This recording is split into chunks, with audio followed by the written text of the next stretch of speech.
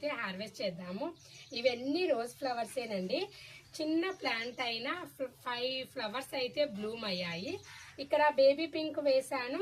ఇటు సైడ్ వచ్చేసి dark pink అండి.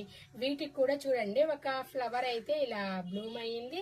ఇంకా ఇవన్నీ మొగ్గలండి. ఇక్కడైతే 7, 8 మొగ్గలు అయితే పడ్డాయి.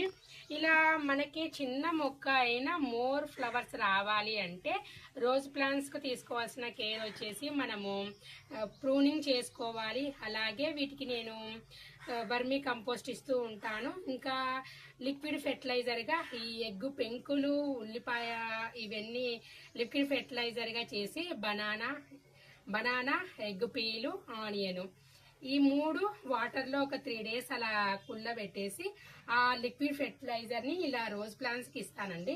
అందుకే చూడండి ఫ్లవర్స్ అనేవి ఎన్ని వచ్చాయో. చిన్న ప్లాంట్ అయినా కూడా మనము ఏదైనా తీసుకునే కేర్ ను బట్టించే ఫ్లవర్స్ కానీ వెజిటబుల్స్ కానీ మనకి తగినన్ని వస్తూ ఉంటాయి. ఇప్పుడైతే మనము ఈ ఫ్లవర్స్ అయితే పిక్ చేసేద్దాం. చూడండి ఎంత బ్యూటీగా ఉందో ప్లాంట్.